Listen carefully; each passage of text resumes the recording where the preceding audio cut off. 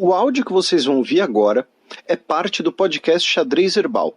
Caso vocês queiram ouvir mais sobre esse assunto e outros temas de política internacional, é só ir em xadrezherbal.com.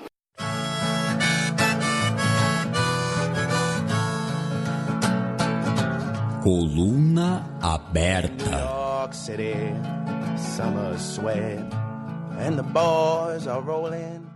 Felipe, você sabe o que é pleonasmo? Sei. Mas eu acho que o presidente de El Salvador, o Nayib Bukele, não sabe. Pois é. A gente começa aqui esse breve giro pela América Latina com uma brincadeira aqui só, porque o Nayib Bukele, né, o novo presidente de El Salvador, que a gente cobriu as eleições recentemente, repercutiu, né, não cobriu, ele adaptou a sua biografia no Twitter. Presidente mais guapo e cool del mundo mundial. Tipo, o presidente mais bonitão e cool, né, e legal do mundo mundial. Eu acho que ele queria falar mundo global, enfim. Não sei. Mas assim, eu fico feliz em ver que ele não tem problemas de autoestima. Ele não tem problemas de necessidade de autoafirmação. É o Zeitgeist, né? Pois é. A pior coisa que pode ter é um político com necessidade de autoafirmação. Né? É a pior coisa que pode ter. Então, assim, é o político que toda hora, por exemplo, precisa, sei lá, ficar correndo com o esquadrão de elite da polícia militar do estado dele pra passar lá uma imagem de viril, quando ele tem lá um perfil de que era escolhido por último na aula de educação física e que o nome dele parece pretzel. Né? Eu não quero, não estou falando de ninguém específico aqui, não estou falando do governador do Rio de Janeiro, entendeu? Que também fez uma própria faixa de governo. Exatamente. Então, assim, é bom saber que o cara não tem problemas de autoestima nem de autoafirmação. Ele é o presidente mais guapo e cool do mundo mundial. Entendeu? Agora, se ele é o mais guapo, eu não sei, né? Eu sei que muitos dos nossos ouvintes têm uma queda pelo Trudeau. É que daí não é presidente. Primeiro-ministro. Tem uma queda pelo Trudeau. Deixa eu ver. Tem durante a Copa, né? A presidência da Croácia fez sucesso também, né? Então, assim, tem pra... o Jorge Weah é presa. É que o Jorge Weah, ele já não tá no auge da forma, sim, né? Mas... Então, assim, tem gente que gosta do Macron, né? Acha o Macron simpático e tal. Então, assim, tem para todos os gostos aí no mundo mundial, né? Já diria ele. Brincadeiras à parte, né? Começando aqui a vir ao sul, mais ao sul, né, na nossa região, os protestos em Honduras contra o presidente Juan Orlando Hernández continuam, tá?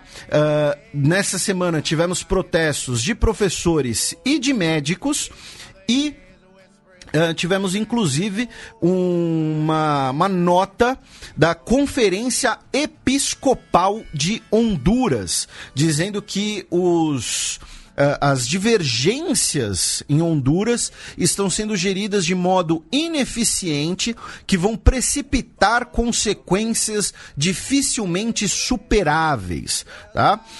Outras classes sociais estão começando a participar dos protestos e, inclusive, tem um sinal, gente, que a gente já falou aqui várias vezes, acho que desde o início do programa. Tem um sinal que é quando a coisa começa a desandar, que é quando a polícia ou o exército começa a aderir aos manifestantes. E essa semana, policiais já começaram a aderir aos protestos, porque inclusive a polícia estaria com pagamentos atrasados, estaria ali sem direito a férias, enfim. Então, a coisa em Honduras continua complicada, tá? Continua uma série de protestos. Ainda é uma consequência, não é um processo novo. Honduras está basicamente numa crise desde 2009, né, com a derrubada do Zelaya. As últimas eleições hondurenhas já foram complicadas também, elas foram lá para a corte, teve denúncias de fraudes. Então, e é um reflexo da região como um todo, né? Porque você vê a Nicarágua também, né, vizinha ali, com uma grave crise institucional também.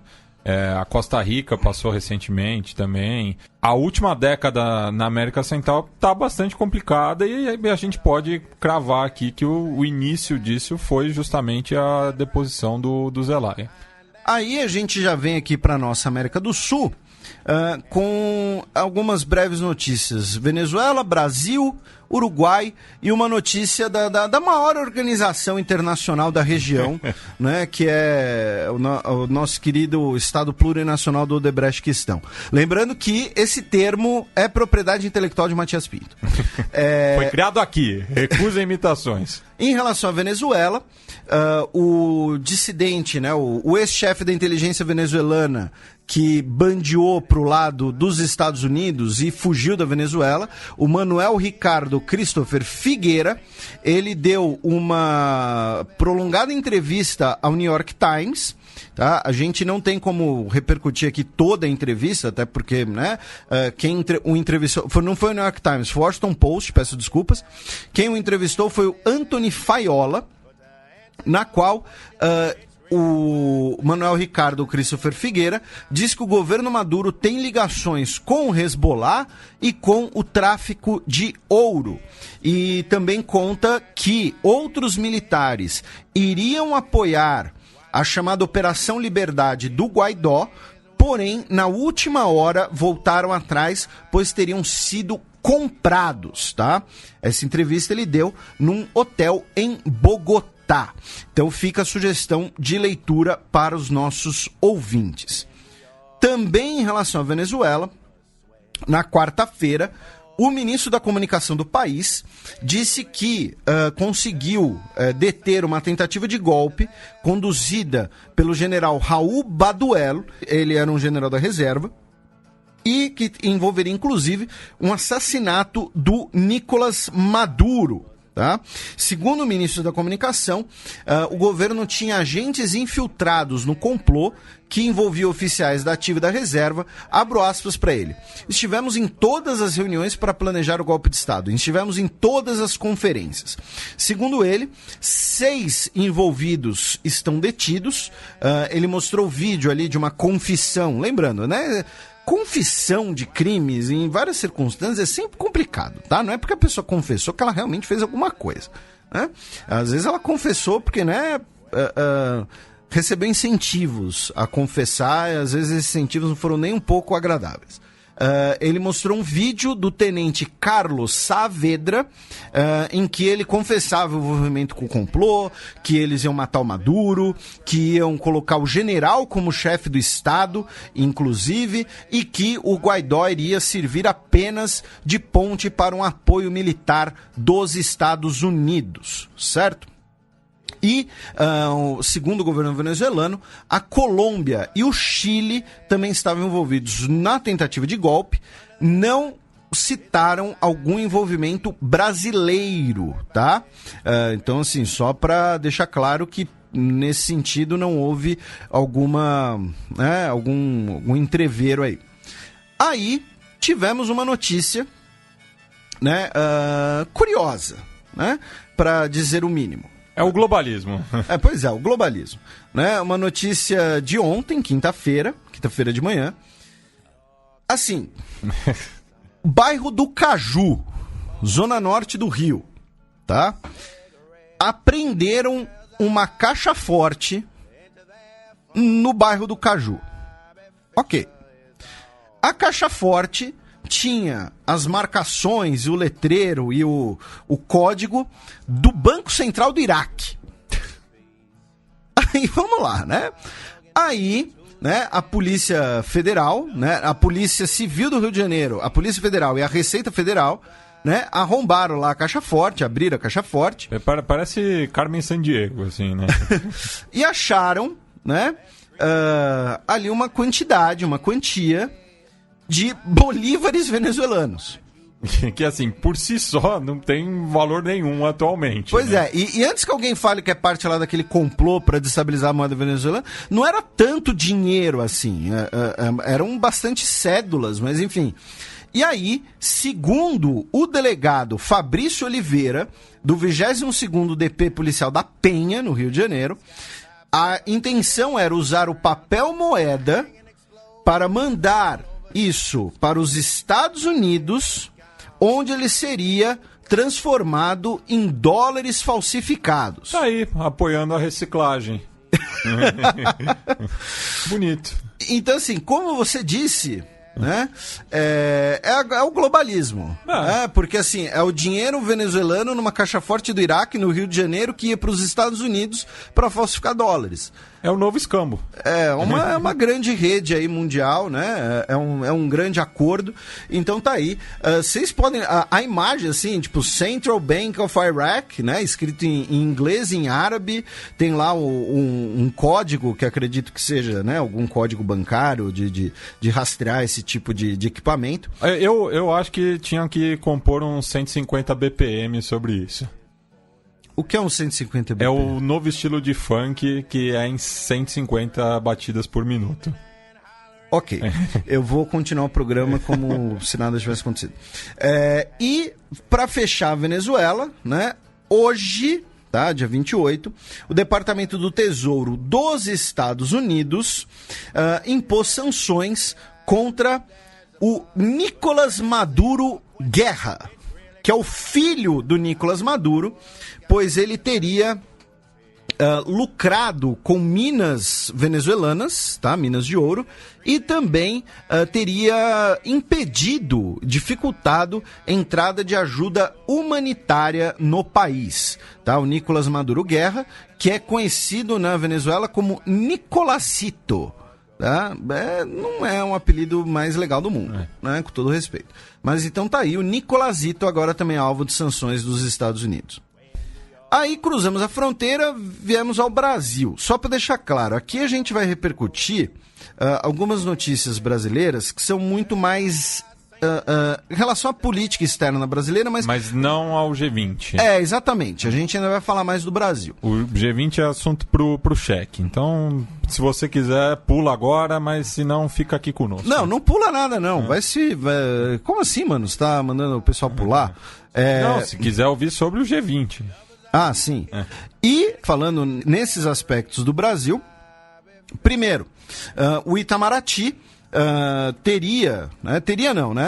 determinou que os diplomatas brasileiros começassem a vetar o uso da palavra gênero, tá? E frisar que a diferença entre as pessoas é apenas o sexo biológico. Lembrando que o entendimento de que gênero e sexo, sexo biológico, identidade de gênero seriam coisas distintas, né? E isso, né, muitas vezes o que é chamado, especialmente pelos adeptos do governo, como Ernesto Araújo, de ideologia de gênero, tá? E aí, essas novas medidas, né, já chegaram aos diplomatas brasileiros que, em Genebra, tá, na ONU, dentro do Conselho de Direitos Humanos da ONU e do ECOSOC como um todo, começaram a vetar, né, o uso da palavra gênero em diversos documentos e também vetar menções a políticas de direitos reprodutivos. Segundo o governo brasileiro, essas coisas seriam cavalos de Troia, tá, para a, entre aspas, ideologia de gênero e a defesa do aborto. Embora nenhum documento, né, dos que foram debatidos citava explicitamente a questão do aborto de gestação. E aí, nessa sessão da ONU, inclusive o Jamil Chad escreveu um texto, né, com tintas bastante pesadas em relação a isso, em relação a essa repercussão. Então, assim, o governo brasileiro diz que busca se relacionar com países né, que sejam próximos, né, como Israel e Chile. Israel e Chile, ambos com governos de direita e conservadores, foram contra o Brasil. O Chile, inclusive, deixou isso muito claro, dizendo que não concordava com a posição brasileira. Teve alguns países que apoiaram, né, a proposta brasileira de vetar esse termo.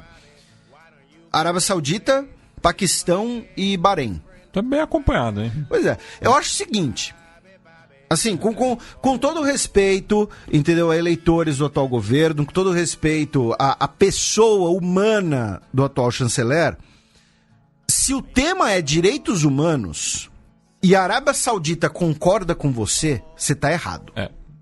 Entendeu? É mais ou menos isso. O modo mais fácil de você votar um assunto num conselho de direitos humanos é perguntar: Arábia Saudita, você é contra ou a favor? Eles vão falar: não, a gente é contra isso daí. Então, ok, então somos a favor. Tá? É o jeito, é muito fácil. Então, assim, a partir do momento que a Arábia Saudita concorda com você, eu acho complicado. Porque, assim, a ideia, né, do ministro Ernesto Araújo, né, segundo suas próprias palavras, né, inclusive, buscar ali, né, retomar uma visão tradicional de sociedade, né, uma visão baseada em valores cristãos e que baseada em nação, família, homem e mulher. Mas no caso aí ele está se aliando ao Corão, né? Pois é, ele está se aliando a uma monarquia absolutista, teocrática, wahhabista, tá? No fim das contas é com quem você acaba se abraçando. Tá? É que nem hoje, né, o Elton John escreveu uma carta criticando Putin, né, quando Putin fez algumas declarações sobre o liberalismo. Né? Então, fica aqui esse primeiro registro. E assim, vou repetir, com todo respeito aos eleitores do presidente Bolsonaro, é procurar pelo em ovo. Tá? É uma coisa completamente improdutiva e que nos coloca como, assim, alvo de risos do mundo civilizado. E como se o Itamaraty não tivesse coisa mais importante para se fiar, né? Então, assim, é complicado, né? Então é essa imagem que vai se passar para a comunidade internacional, né? Como bem definiu o Fagner Torres, panelista do lado B do Rio, a gente está caminhando para virar uma Arábia Saudita de biquíni. E acaba sendo um exemplo disso, né? Nesse aspecto moral. Repetindo coisas em relação a G20 e tudo mais, a gente vai falar mais pra frente. Também em relação ao Brasil, outras duas notícias. Uma é que o ministro da STF, Edson Fachin, na quarta-feira, dia 26, autorizou que o turco naturalizado brasileiro, Alice Parri, que a gente comentou o caso dele alguns programas atrás, não precisa mais usar tornozeleira eletrônica, nem permanecer em casa durante o período noturno. Tá? Ele que, numa primeira decisão, num primeiro relatório, o Ciparri demonstrou que vai comparecer ao seu julgamento, que ele tinha dificuldades para desempenhar suas atividades laborais e que ele não se trata de um risco à segurança brasileira. Tá? E, finalmente, em relação ao Brasil, há uma notícia que, assim, de cara... Tá? Eu vou lembrar aos nossos ouvintes que eu leciono para candidatos ao Itamaraty. Então, quem disser que eu sou eventualmente que eu tenho suspeição para falar do assunto, estará com razão, tá? Porém, o que aconteceu essa semana? O Ministério de Relações Exteriores mudou a banca do concurso para realizar o concurso de admissão à carreira diplomática. Tá? Era o CESP, né, o CESP-Sebrasp, que é ligado ao UNB.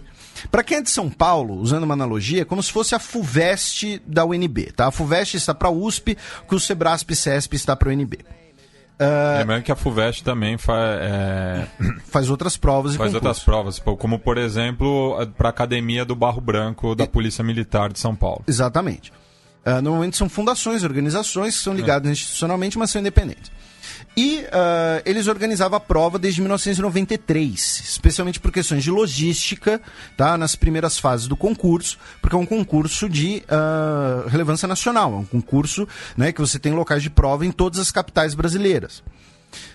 E aí, nessa semana, o Ministério anunciou que substituiria, né, o Sebrasp pelo Instituto Americano de Desenvolvimento. E o que acontece? Né? Primeiro, foi uma quebra, digamos assim, de tradição que não era muito esperada. Segundo, foi algo feito sem licitação, que embora não seja ilegal, né, porque argumentaram que devido ao prazo da prova não daria tempo de fazer licitação, e aí a decisão foi feita sem licitação, dizendo que economizaria custos da realização da prova, cerca de 400, 500 mil reais. E terceiro, Esse Instituto Americano de Desenvolvimento, não sei se eventualmente alguns dos nossos ouvintes trabalham lá, conhecem, enfim, ele não tem tradição de realizar concursos de relevância nacional, tá? E lembrando, né, que o concurso para o Instituto Rio Branco é considerado o mais difícil do Brasil, quiçá da América Latina, né? Sim. Então, assim, esse instituto, o IADES, ele no ano passado já se envolveu em algumas polêmicas por conta de um concurso para a Polícia Civil do Distrito Federal, que foi parar na Justiça, tá? No Ministério Público e para a Corregedoria. Não foi nem da Polícia Civil, foi da Polícia Militar do Distrito Federal. É um órgão pouco conhecido e, claro, começa-se a discussão, né, de que isso pode significar uma ingerência da nova gestão no conteúdo da prova, tá? Então, né, que o conteúdo da prova vai refletir, por exemplo, questões como essa discussão sobre, entre aspas, ideologia de gênero, né? Então, vou repetir, quem acusar que eu sou suspeito para falar desse assunto tem total razão, porém, ao mesmo tempo, eu preciso falar disso, porque é uma mudança bastante abrupta e é uma mudança, assim... É mais ou menos o seguinte: imagine que você tem um time de futebol. E aí o seu time de futebol tinha, desde 1993, convênio com um grande clube brasileiro, tá? Com o Flamengo, com o Corinthians, com o Palmeiras, com o São Paulo, o que for. E aí você decide, tá, em cima da hora ali, trocar esse convênio por um convênio com um time ali de médio porte, um time médio para pequeno, um time meio desconhecido.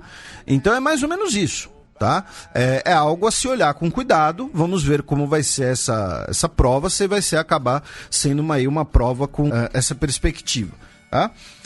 Aí vamos para o Uruguai, onde a Suprema Corte do país determinou que o Uruguai venda, tá, a águia de bronze que adornava a popa do encoraçado alemão Almirante Graf Spee, que foi fundado pela própria tripulação no Estuário do Prata, em 1939, depois da Batalha do Rio da Prata.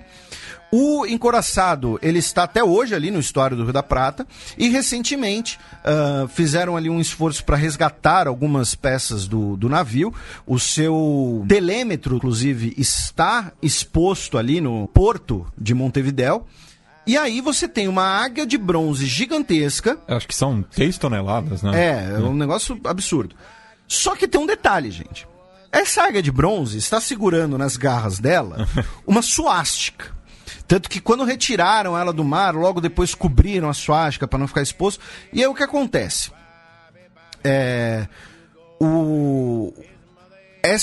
Esse esforço para resgatar peças do Graf Spee foi feito por uma empresa privada que recebeu ali uma licitação e ela poderia lucrar com esse tipo de coisa. Entraram na justiça e, inclusive, não apenas o governo alemão, como o governo uruguaio, dizendo que essa águia não poderia ser vendida porque não poderiam lucrar com a imagem da suástica, a imagem do nazismo, tá? Já o dono da empresa, o Alfredo Echegaray, disse que, olha, foi tudo feito sob o contrato, a gente achou negócio, a águia está em bom estado, ela pode ser vendida por um colecionador, por um museu privado, enfim, o que for, e eu quero minha grana, tá?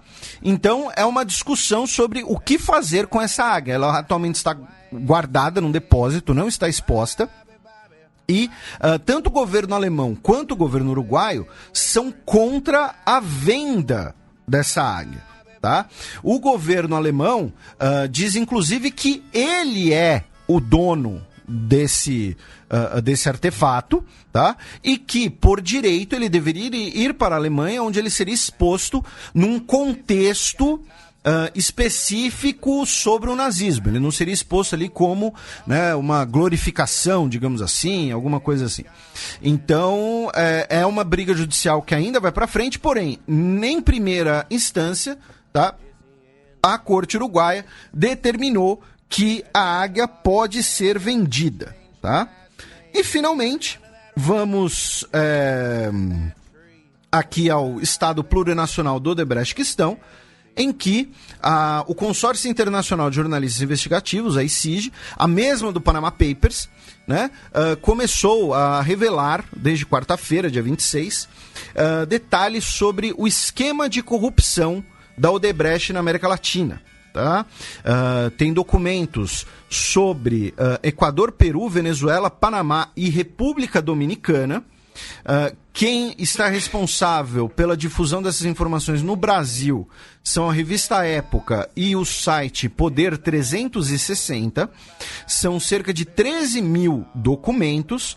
E os dois pontos principais dessas revelações, eu até ironizei no Twitter, né, dizendo, nossa, né, porque assim, a ICIJ estava prometendo lançar uma bomba, né, e aí a bomba era que, nossa, né, o Odebrecht estava comprando um monte de gente por aí.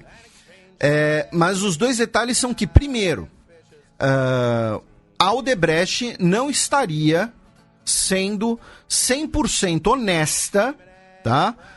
Nas suas delações premiadas para a justiça brasileira, para a justiça peruana e para a justiça dos Estados Unidos. Eles estavam escondendo informação, Felipe? Pois é, quem diria? Nossa. Né? Tô chocado. E a segunda coisa é que existiriam em alguns aspectos, tá? E aí entra inclusive lá na questão do Intercept e tudo mais, mas que em alguns desses países existiria ali uma má vontade de investigação dos abusos do Odebrecht, porque autoridades públicas teriam interesses políticos e inclusive tem uma história, eu ainda não chequei direito, mas de que algumas autoridades equatorianas também teriam sido compradas. Então assim, a Odebrecht comprou político e comprou a promotoria também. Entendeu? Faz o seguinte, tá aqui um presente, você finge que não viu nada e tudo mais. Então, veremos o que vai sair disso daí. Eu ainda não tive tempo de ler tudo que foi publicado. Eu vou repetir, eu discordei da abordagem da ICIJ em relação ao Panama Papers, que até hoje não foram revelados em sua integridade no mundo inteiro, tá? Por conta ali da apuração jornalística e tudo mais. Eu nesse sentido, eu tenho uma orientação mais assim, se é pra vazar, entendeu? Joga no ar mesmo. Mas, enfim, tá aí. A ICIJ começou a liberar esses 13 mil documentos que foram vazados, não sei se por um delator, por um hacker, enfim, que mostram as atividades do Odebrecht nesses países.